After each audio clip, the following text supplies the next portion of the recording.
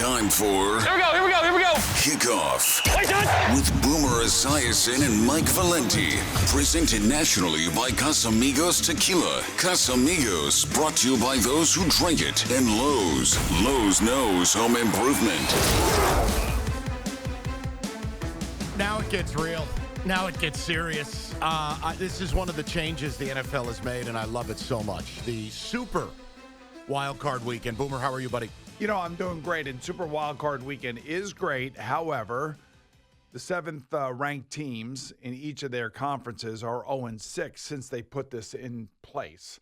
So it's very unlikely that the number 7 seed in either the AFC or NFC are going to win their games. Truth, but good teams win.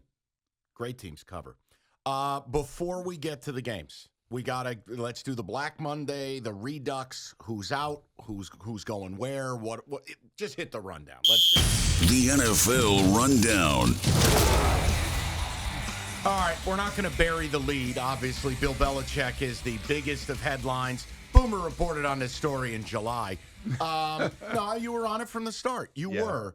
So Belichick out. But before we get to who's in, how did we get here? How did this end up? How did the relationship between Kraft and Bill get to this point? It was interesting, Mike. I went back and I looked at some of the comments that I was making in October and November about the potential for this split to happen. And then it was November 20th when I did say that I would not be surprised to see Bill Belichick going elsewhere and coaching elsewhere, because I just felt after they came back from losing to Indianapolis in London that all of a sudden there was a rift. And, you know, we all have people placed around the league, and you hear different things. And I have a great contact that gave me an idea that Bill Belichick was not going to be there. That's why I was confident about him, like, stepping away from this. And I was hoping, and I was saying on WEEI, our sister station up in Boston, for the last, month and a half now, that if it did come to this, I was hoping it was going to be amicable. And it is. And it's two guys realizing what I think we all realize. It's stale, it's ended, and they basically are stuck in neutral. And they need to move out of that. And I think Bill Belichick recognized that. I think Bob Kraft recognized that. And I think that you can see a healthy respect from both men. So I'm not shocked. I said it back in November. I'll say it now. I'm not shocked. And it looks like Gerard Mayo is going to take over as the head coach of the Patriots. Which I think is going to be a mistake, but I know. Contractual and the whole bit. Yeah, he had it in his contract that he was going to be the heir apparent. And we'll get to it. With Vrabel available, I don't want unproven. I want proven. I think it's absurd Vrabel's out in Tennessee. More on that in a second. Let me just ask one thing about Belichick. Didn't Belichick, the GM, fail Belichick, the coach? At the quarterback position and wide receiver position, when he wasn't signing free agents, I would say yes. But when you think about bringing in Randy Moss, that was a huge success. Going out and drafting Julian Edelman, that was a huge success. Bringing Wes Welker in from the Dolphins, huge success. So there were some great hits. Drafting Rob Gronkowski, huge success. But last 5 years. Last 4 or 5 years, not so good. And a lot of it has to do with the quarterback position. And by the way, his rookie year, Mac Jones looked like he was going to be the heir apparent. He looked like he was on track to be really good. And then Josh McDaniels left to go to Las Vegas. And then I don't know why Bill Belichick did this. He made Joe Judge and Matt Patricia kind of co-offensive coordinators, which was really a crazy move. And Mac Jones just hasn't been the same since. You said it all. Let's go to Vrabel. The reports are insane that, what is it, Amy Adams Strunk, the owner, got in her feelings, and they didn't like that when Vrabel went back to New England, and they took it as a shot to them.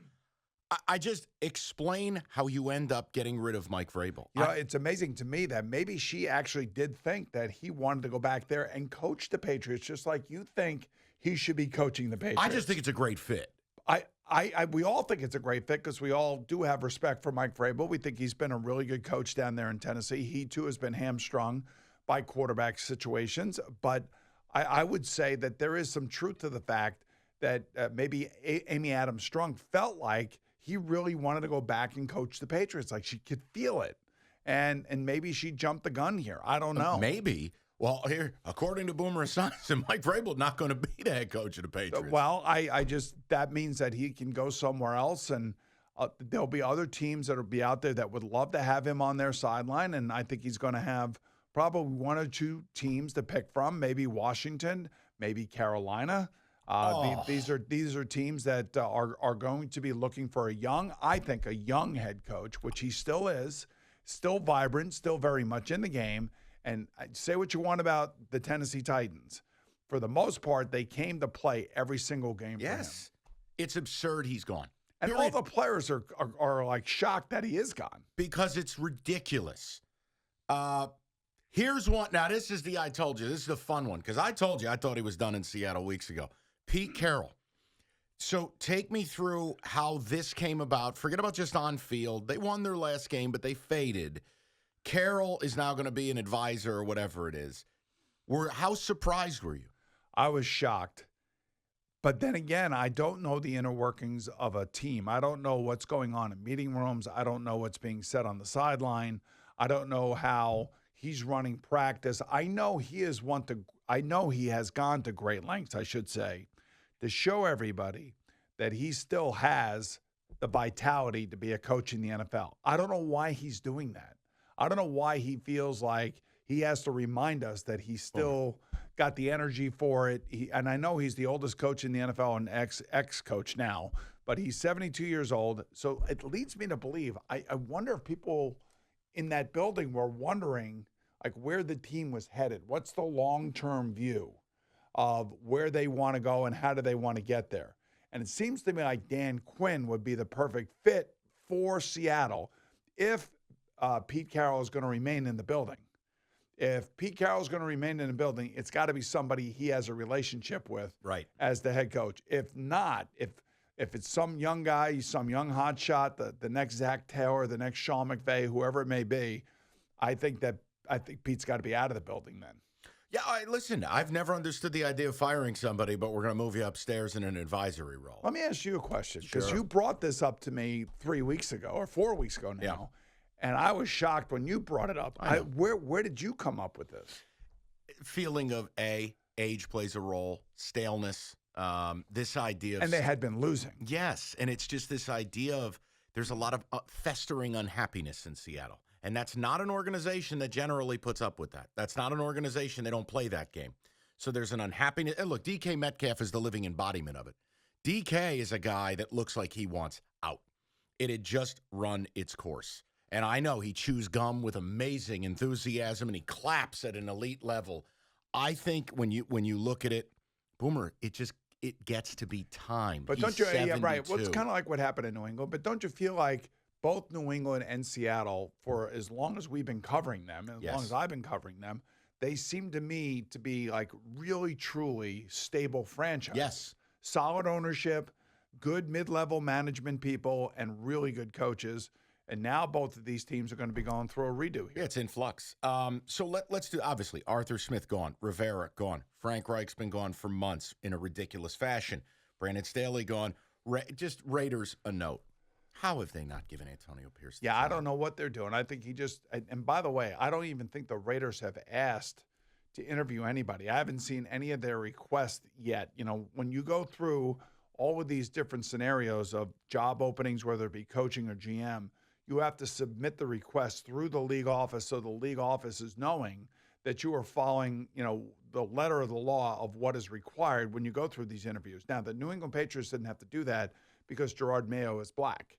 So he's fine. If they hire him, and they don't have to go through all the machinations of going through the Rooney Rule and all that other stuff. So these other teams, have to start filing requests for interviews from other teams and other coaches that they want to talk to and GM candidates. I haven't seen anything from the Raiders yet. And not one thing. What kills me is this. Which kind of leads me to believe that maybe they are going to keep Antonio Pierce. I hope they do. Pierce, you know what he is? He is Las Vegas's Dan Campbell. He is built in a lab to be the Raiders coach. He embodies it. He wants it, lives it, players coach, physicality, the Raider way, right? Much like what Dan Campbell brought to the Lions. It's the second time in, 4 years what was it? Rich Bisaccia. Bisaccia. Yeah. How did they not give him the job?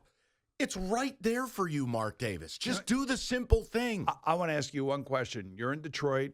You just covered the Michigan Wolverines in their national championship. Yes, what a blessing. Okay. Your buddy, Jim Harbaugh. Where is he going? Is he staying? Do you think he has interest in the Chargers? Do you think he has interest in the Bears? And Bears sound like they're keeping Eberflus. Right. Do you think he has interest in the Raiders? Listen, he's flirted with the NFL every year. Now, this year, for the first time, he's hired a power agent. He hired Don Yee. The betting odds suggest the Chargers are the one. The second choice is he's not coaching in the NFL. And then the third choice on down, they're all longer odds. Boomer, here's my thing. He's a good coach. I've never denied it. But he's 60, this is a young man's game now. Oh, it's my age. Oh, well, you're not on the sidelines. You're here doing this with me. Yeah, that's true. The point I'm making is, do you really want to bring that into your building? Everywhere he goes, it's chaos. He wins everywhere he goes. I get it, buddy. San Diego State, Stanford, San Francisco, Michigan, everywhere he goes, he wins. Yes, and he'll usually burn every bridge on the way out. Well, that's what coaches do. I mean, they're all maniacs. This is why what happened with Pete Carroll and Bill Belichick to last as long as they've lasted is amazing. I wouldn't do it. But do I think he will be in the NFL? Yes, because here's the other inconvenient truth. I don't know that he'll be eligible to coach next year. Well, that's the other thing I was going to ask you. Because you have your ear to the ground when it does come to college athletics, what do you think the NCAA is going to do, not only to him, they were never but going to vacate the title. Football program? Right. They were never going to vacate the title. It's not even their purview. That's a CFP issue. Right. But he's dealing with multiple level 1 violations. And the school tried to get ahead of it for one of the investigations. Well, we'll give him 3. The NCAA goes, we're not playing that game. You can do whatever you want to do. We don't accept the plea deal. The second half of the year, it was the Big Ten and NCAA in an unprecedented move, suspending him for 3. Boomer, there's a very real shot. He just isn't going to be eligible to coach. For a year? Yeah. Wow. Now here's the thing. Wow. You could make the case with elite assistant coaches. Look, Jesse Minter is going to be a DC in this league. He was with the Ravens, just like Mike McDonald. He went to Michigan. He's an elite defensive coordinator. Right. When Mike McDonald gets a job, Jesse Minter will go right back with John and be with the Ravens. There's elite assistants there. Let's just say Jim Harbaugh does leave Michigan. Yeah. Who is the replacement for him at Michigan? Sharon Moore. Sharon Moore is. Yeah, okay. He's been the OC and O-line coach a couple of years, young, energetic, filled in for Harbaugh as the head coach. I have to say, I mean, their offensive line was unbelievable. Yeah, it's great. Physical. In both of their games, they were really both offensive and defensive lines. I mean, would you hire him? I would. So you're an owner, you would. Oh, you mean Jim Harbaugh? Yeah. Yeah. I don't know him as well as you seem to know him because of the amount of covering you do on them. What I remember is a guy who always had a chip on his shoulder when he was a player. And I also have seen a guy that has been supremely successful every level he's gone to. So I would say yes, and he brings instant credibility with him. Okay, couple of news and notes here as we wind it down. Bears, sounds like they're keeping Eberflus, yet they blast out the entire offensive staff, which would lend itself to they're going to draft Caleb Williams. 100%. Which is just a redux of what you did to Matt Nagy. Hey, we got a coach who's a little bit on the hot seat. Now we're going to bring you back but hand you a rookie, only to fire you a year later. Well, it all depends on who is hiring this offensive staff. Hopefully, Eberflus is hiring the offensive staff, not Ryan Poles, the GM. Got to let the coaches control the staff. And if they are keeping Eberflus, then they got to give him a contract extension, which I think they will do. And quite frankly, they'd be idiots not to take Caleb Williams. They'll get something in return for Justin Fields, no question about it. This is a generational, can't-miss player. Don't know him personally, but everything I read, every game I've watched of his, he is very similar to the way that Patrick Mahomes plays, a little bit smaller, but he looks like he is ready to rock and roll right now and will not be intimidated. Cards. Sounds like Kyler regained some trust, credibility within the organization. Do you buy or sell stock in Kyler Murray for 24? I do now because of the money, and I think that he did show that he is committed. He came back from his knee injury. He still's got the wheels, and if you take a look at the draft capital the Cardinals have going into this draft, it's pretty powerful. They are right there at the top of the draft. They have a lot of picks in this draft. So, yes, I think he stays there, and he should stay there. In the interest of time, I'm going to save this week's malpractice for at some point later in the show because we need to have a conversation about Mr. Shane Steichen. I wanted to take my television and hurl it out the window like a javelin with that last play. But we'll get to it. What we're going to do, we have got full breakdown, every wild card game, sides, totals, a little bit of a deeper dive this week. Less games, more content. And then we've got some fun. The pathway to the Super Bowl, best of the best.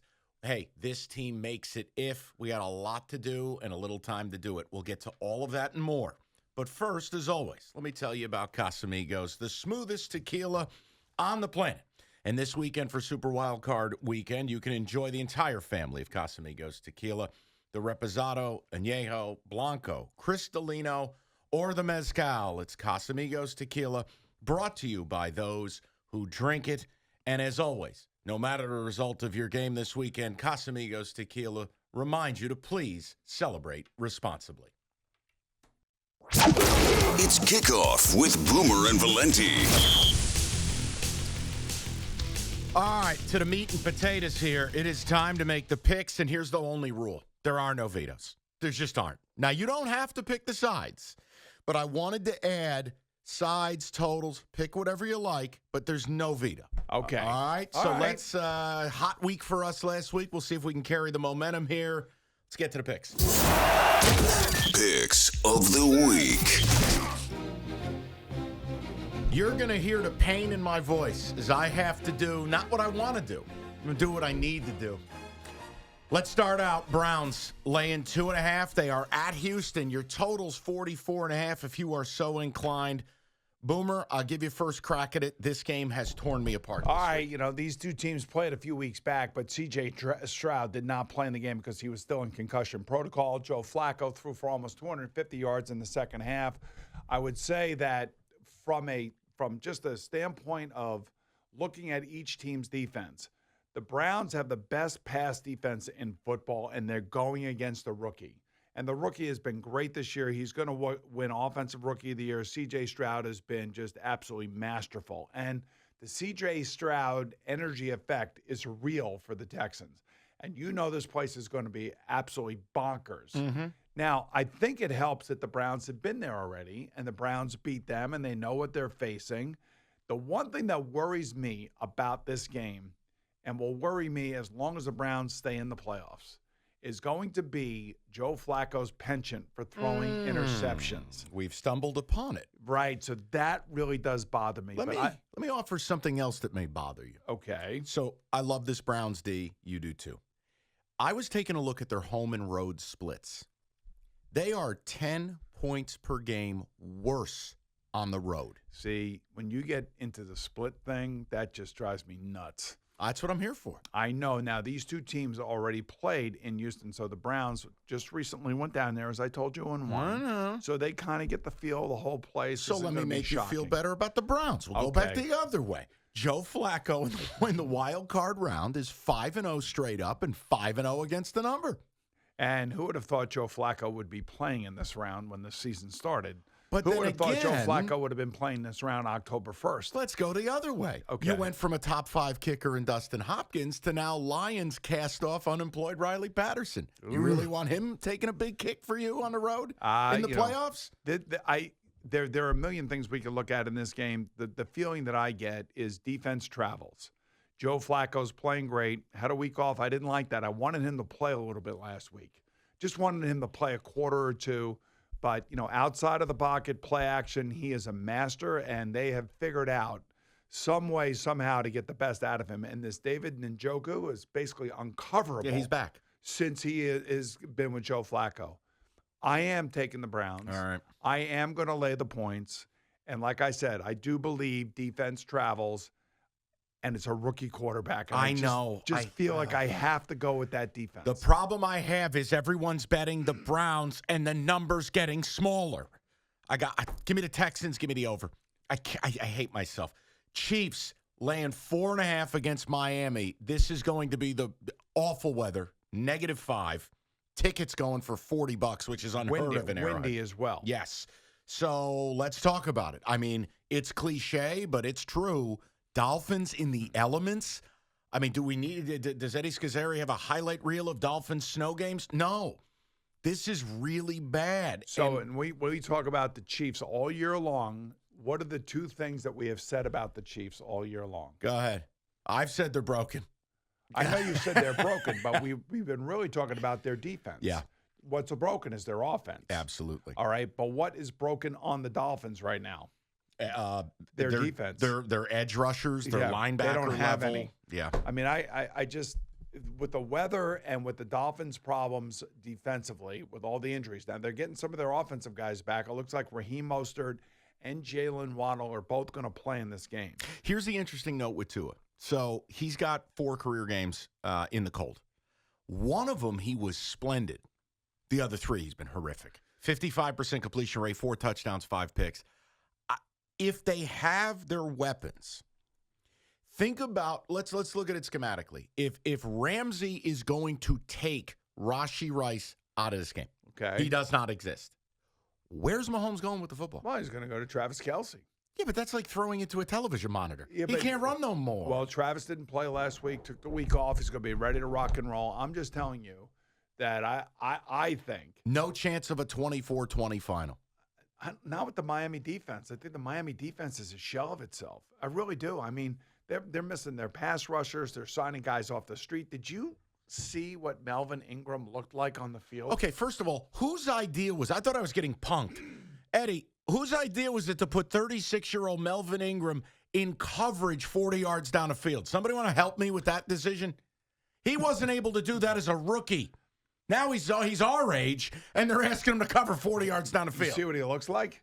Not optimal. He looks heavy, and they're doing that again with some more guys off the street. So I mean, everything tells me the Chiefs. Everything about this game tells me the Chiefs.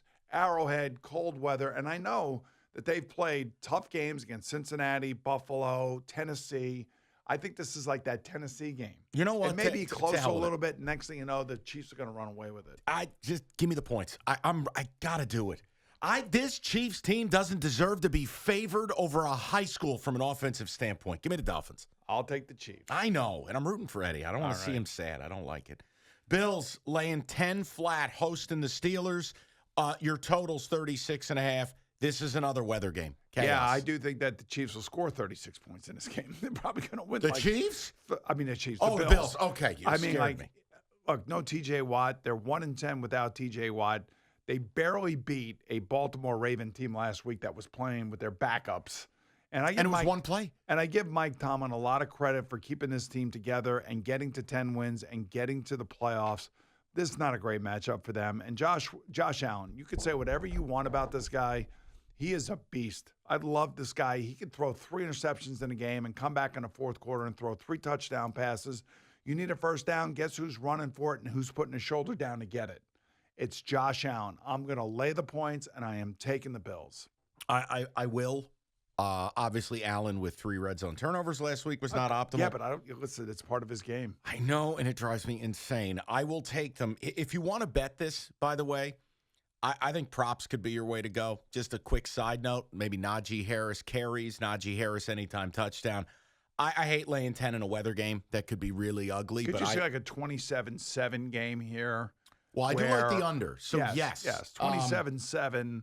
I could see a couple of turnovers maybe by a ball carrier here or there, giving the opposing team good field position and running in a touchdown, something like that. Yeah, and the other thing too, Mason Rudolph just can't move, and I got a real problem there. So yeah, give me the Bills and under if you're so inclined. All right, next game, Cowboys laying 7.5, hosting the Pack. The total 50.5. This is the pressure spot. This is no team's under more pressure than the Dallas Cowboys. I think if McCarthy loses, he's fired. I just take me through it because I got to tell you, I'm leaning, taking the points here, brother. So the Packers, are the youngest team in NFL history to make the playoffs by average age, I believe. And, I really like what Jordan Love has done the last 10 weeks. He earned the job. He got him to the playoffs, did something Aaron Rodgers couldn't do last year. Beat the Bears last week. They beat a lot of bad teams towards the end of the season. They went to MetLife Stadium and lost to the Giants. You don't have to remind. Hey, it cost us a pick. Tommy DeVito, baby. This is the Cowboy team that I think is going to put up at least 35 points here. I'm taking the Cowboys and laying the points. See, this is what it's interesting. It'll come down to is if they're able to protect Love. Look, they excel at pass blocking. That's what the Pack does. The Cowboys, they excel at getting to the passer. It will come down. It was an interesting note I put in here. When the Pack are able to limit the pressures, they're good. When they allow a 25% pressure rate, they went 4-6. They're terrible. The Cowboys have pressured the quarterback 14 times this year at a 25% clip. And what, they average like 40 points at home this year? Yes. Per game? I mean, and let's face it, Mike, you're talking about a Green Bay team that beat some bad teams here at the end of the season. Their best win was the win on Thanksgiving at Detroit. Here's the other thing. Packers, Devondre Campbell. I love focusing on linebacker level stuff. Packers in the middle with the linebacker safety play, awful. Well, CD land. You're going to see CD on these crossing routes get loose, but the 7.5 Boomer winning a playoff game hard enough. I know. Winning by essentially asking the Cowboys, who are choke artists. Sorry, Dallas fans, choke artists. I got to take the 7.5 here. All right, well, take the 7.5. Cowboys will win. Don't feel bad. It's okay. I think the Cowboys are going to score over 30 points this game. And I think their defense is, opportunistic. They get turnovers. And there's a youthful Packer team there that finished the season beating some bad teams. So it's kind of skewed. It is. Well, and I think, you know what, if we're going to do that, though, too, Dallas, their home numbers are pumped up pretty good by beating the helpless. Go look at the teams they played at home. Ain't none of them in the playoffs. The Lions the only one, and that was far from a work of art. I am a sucker for the points. I got to take the underdog. All right, now this one, we need help. Okay. Someone has to win this game, is what I'm being told. Eagles laying 3 at Tampa. Your total 43.5. My question to you is this Eagles team alive? I'll tell you, my question to you is if the Eagles lose this, is Sirianni alive? Okay, take me through it. I don't know, man. Everything coming out of Philadelphia is directed right at the coach. And we talked all the way back in week 1 about this team and how the loss of these coordinators were going to have a big impact on this team. And it's been negative. It's been negative all year long. So I actually do think that, the Eagles do have a lot of pride. Darius Slay looks like he's going to be back in the secondary for the Eagles. Baker Mayfield has not been great at home. He's been better on the road. Yeah, and the ribs. He's been banged up. And by the way, they only scored 9 points last week against the Panthers. I know it's the last game of the season. They probably mailed that one in thinking they were going to win it no matter what happened. Great feeling, by the way, for me, who had Panthers plus 4.5. You hold the opponent to 9. You still can't cover. Ugh. I am taking the Eagles here. I'm going to lay the points, and I will take the Eagles. This is kind of a Todd Bowles game, though. When you look at how to attack the Eagles. What exactly is a Todd Bowles game? Blitzing. Okay. Aggression. The Eagles do not have answers this year because what's happening is Hurts is not standing in. He's not reading it. He's not seeing it. He's battling. His finger was on backwards. He's got the knee problem. Boomer, there's something here when you look at it. It's just this blitz-heavy deal, and the Eagles all year. Remember last year, if you tried to blitz them, they had every answer. They would kill you. Well, that was Shane Steichen, by the way. Right. Now they're getting killed. Then I look at the other side of it, and I go, do you realize the Eagles have had the worst pass rush in football the last 4 weeks? That's exactly right, and last year they had the best pass rush. So I go, all right, I got Baker's going to have a little bit of time. Matt Patricia, the only thing worse than his wardrobe's his defense.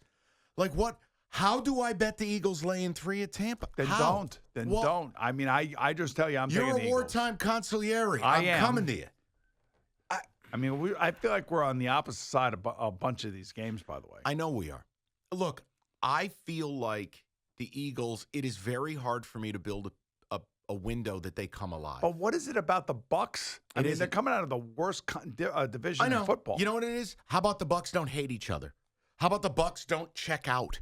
Like, the Bucks don't look like a team that literally has no fun earning money playing football. The Eagles look absolutely busted. When you have A.J. Brown going, oh, we went to a rage room for a team retreat, you know you're effed. That's the only thing worse than a players-only meeting. Oh, we did a team building.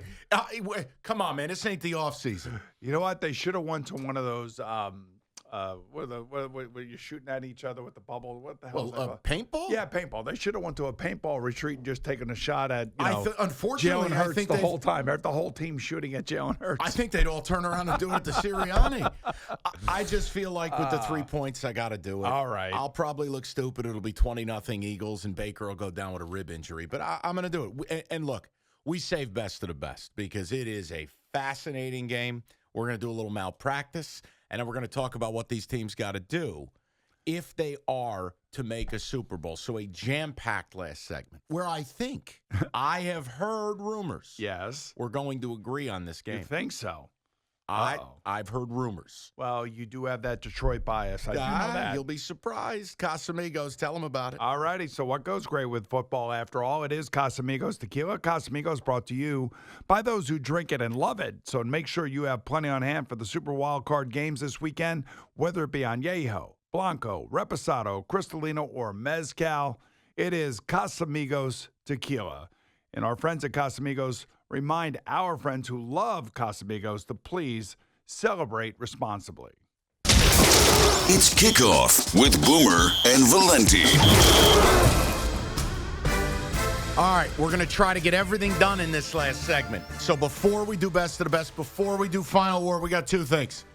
One of them I'm hopped up to talk about. The other one, you should have heard Boomer during the break. Language that is not fit for children. So let's start with this, malpractice. Okay. Now, Shane Steichen, what? The last play of the game, if you want to throw the ball, you have 4 options. 5 if you consider laying your headset down, quitting, and walking off the field. So you have 4 real options. You can hand it to Jonathan Taylor because you've run for 7 billion yards. You can hard play action out of a key run set to Taylor because everyone in the building knows you're running.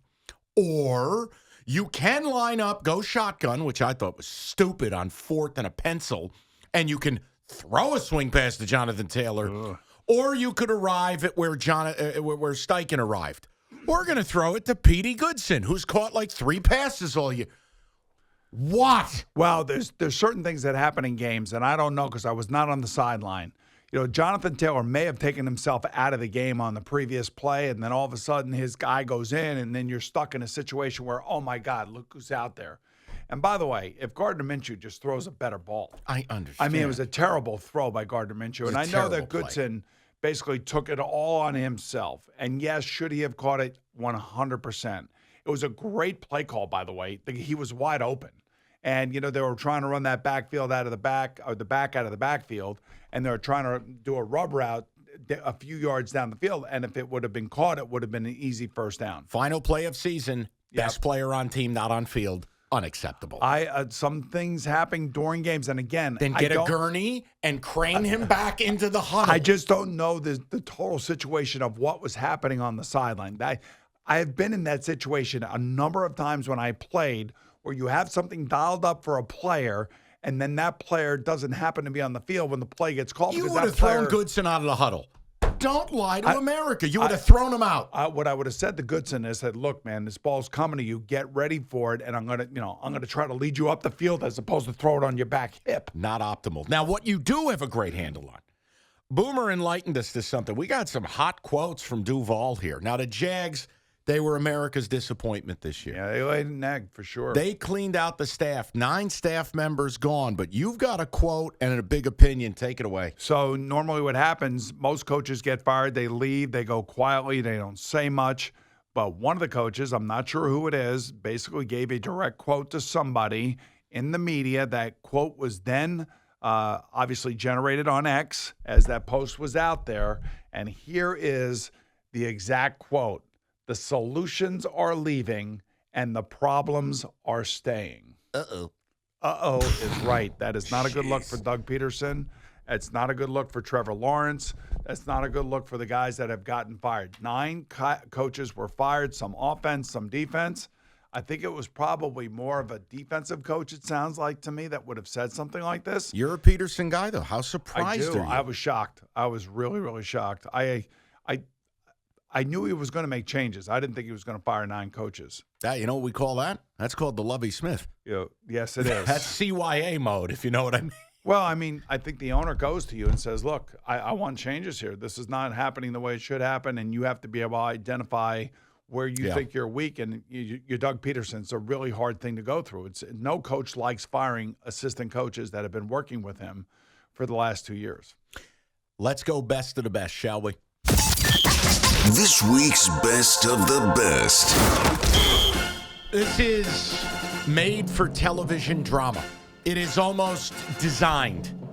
The Detroit Football Lions are now 3-point favorites in their first home playoff game in 30 years. No misprint. Hosting the Rams, quarterbacked by John Matthew Stafford. Boomer, let's get into it because I have to tell you I'm terrified about this game for the good people of Detroit. This is not the team you wanted. This is not the matchup you wanted. And I will tell you, one of my close friends, TJ Lang, former Packer offensive lineman, now works sidelines for the Lions. We had this conversation this week. Bright lights, home game, favorite, prime time. That changes the way you play. You can come out tight. You can come out a little nervous. There's not a lot of experience on this Lions team. I wanted your take here. Well, the Rams have won 7 out of their last 8 games. And the only game they lost was an overtime loser at Baltimore. And it was a kick, not a kick return, a punt return, right? And there was an illegal block in the back that wasn't called. So they kind of got screwed in that game. But, they've beaten Cleveland. They have beaten Seattle. They should have beaten Baltimore, or they're right there with Baltimore. They finished with 4 straight wins: Washington, New Orleans, New York, and San Francisco. San Francisco didn't play their starters. And it's Matthew Stafford, and it's this wide receiving core, and it's Aaron Donald anchoring that defense. Yeah, so a couple of notes. Everyone thinks, it's McVay, it's hard play action, it's deep balls. The reality is this has turned into the Kyron Williams show. Do you know the last time Kyron Williams has been held under 4.2 yards a carry? I would say, man. And the reason I say it is Lions have a very good rush D. It didn't happen against Baltimore. No. Ready? Yeah. September 25th. Wow.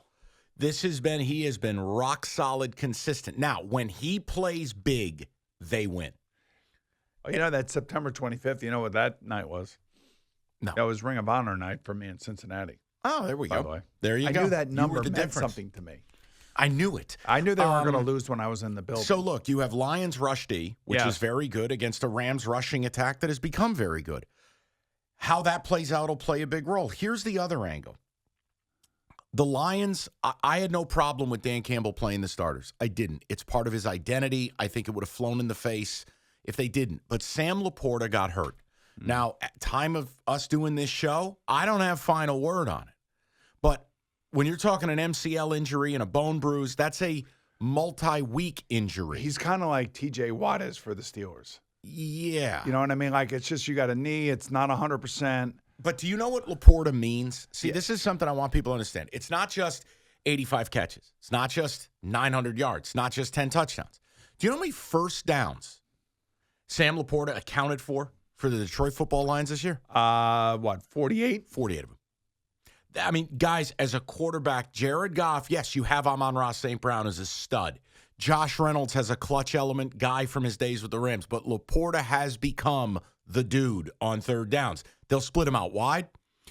He'll be the key read in these plays. If he's not there, Lions don't have other tight. Yeah, I mean, Brock Wright, but some guy named Bob Mitchell. It ain't Sam Laporta. Right. I'm very worried. You know what I love about this game, honestly? I love the line play in this game, both offensive and defensive lines going after each other. Yeah. And the reason these teams are there, of course, their quarterbacks have played great. Don't get me wrong. We all know it's a quarterback league.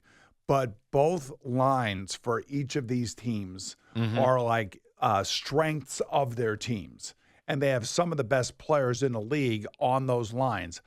Quite frankly, Ragnow and Penny Sewell, in my eyes, should both be all pros. Yes. I mean, they are tremendous players. Penny Sewell at right tackle is one of the best right tackles, if not the best right tackle in football.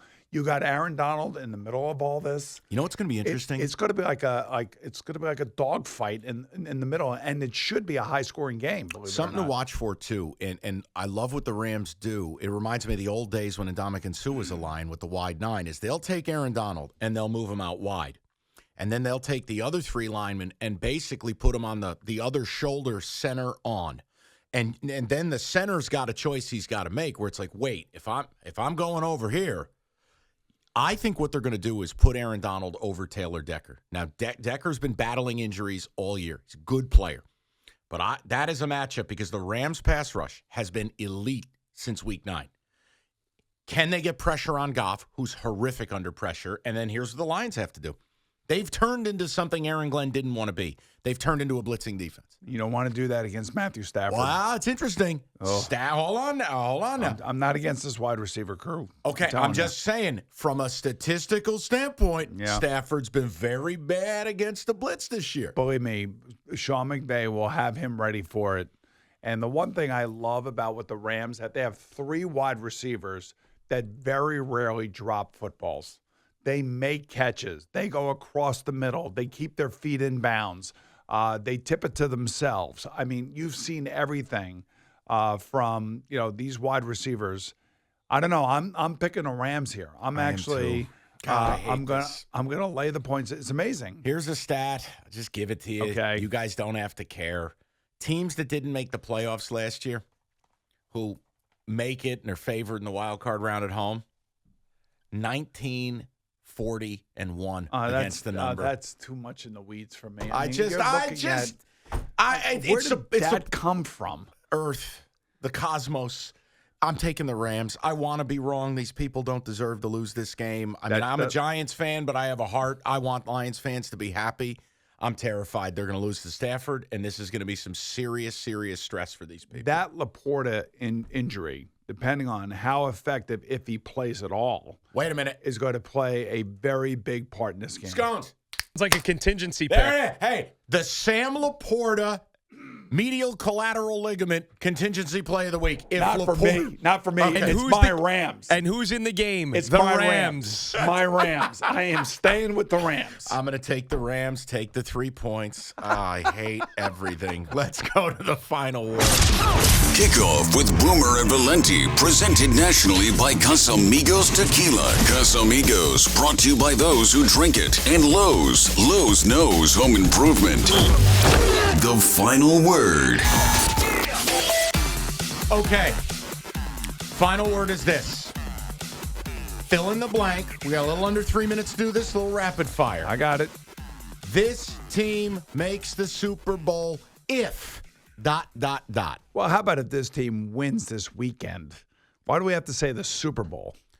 Well, just get to the Super Bowl. Like, what would spark a run for the teams I list? What would be this critical Boomer pressure point, if you will? Like, all right, okay. The Texans make a run to the Super Bowl if C.J. Stroud stays hot and stays away from the interceptions. The Browns make the Super Bowl if their defense stays healthy. Joe Flacco continues to play at the level that he's playing at.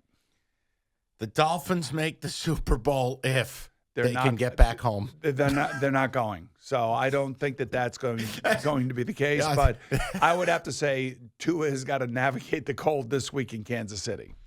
The Chiefs make the Super Bowl if all of a sudden Rashee Rice becomes that missing piece wide receiver, big play player. The Cowboys make the Super Bowl if somehow, some way, they don't have to play the San Francisco 49ers. I like it. Packers make the Super Bowl if. You can't say hell freezes. I would say if Jordan Love gets hot, because he's going to end up having to throw at least 45 times a game to win, I believe. Lions make the Super Bowl if Sam Laporta gets healthy as we move on in the playoffs, and somehow, some way, Jared Goff can outduel Matthew Stafford this week. All right, 10 seconds or less. Rams make the Super Bowl if Matthew Stafford gets on a heater and they stay healthy. Eagles make the Super Bowl if They're not going to. They will if somehow this mean room or whatever you called it.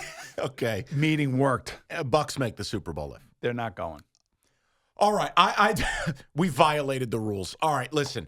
Next week, more games, more action. We ran out of time. More firings, more to do. It's Kickoff with Boomer and Valenti. It's Kickoff with Boomer and Valenti.